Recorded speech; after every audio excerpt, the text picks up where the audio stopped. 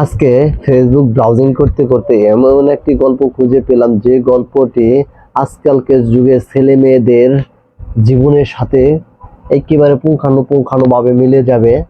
সেই জন্য আমার খুব ভালো লাগলো গল্পটি। আসলে গল্পটির মূল উদ্দেশ্য হলো যে বাবা মা সন্তানকে, ছেলে হোক বা মেয়ে হোক, কতটুকু ভালোবাসে তারই নিদর্শন এই গল্পটি।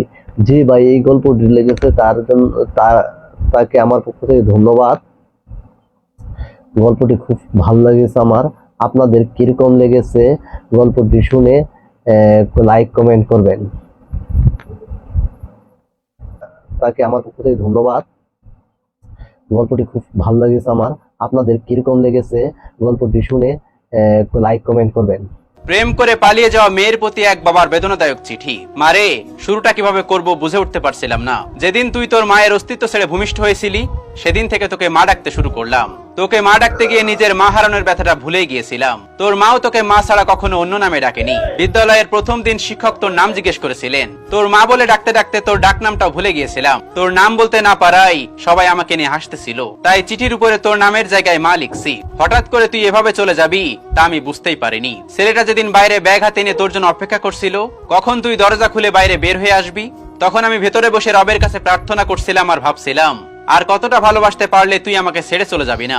অপরদিকে তুই ঘরে বসে ভাবছিলি আজ যেতে না পারলে ছেলেটার কাছে তুই ছোট হয়ে যাবি। আর আমি ভাবছিলাম তুই চলে গেলে সমস্ত পিতৃজাতির কাছে কি করে মুখ দেখাবো।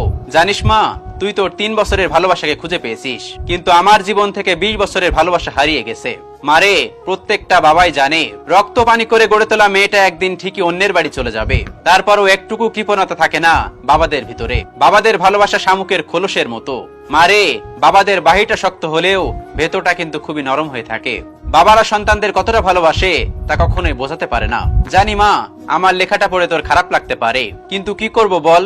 তোরা যে যৌবনে পা রাখার পর চোখ নাক কান সবকিছুর প্রতি বিবেচনা না করে প্রেম করিস, কিন্তু যেদিন জানতে পারলাম তুই তোর মায়ের গর্ভে অবস্থান করেছিস, সেদিন বুঝতে পারিনি তুই কালো হবি না ফর্সা হবি, ন্যাংরা হবি না বোবা হবি। কোনো কিছুর অপেক্ষা না করেই তোর প্রেমে পড়েছিলাম, তাই এত কিছু লিখলাম। আমি জানি মা, তোদের মতো সব সন্তানদের একটাই প্রশ্ন, বাবারা কেন তোদের ভালো লাগাটা এত সহজে মানতে চায় না।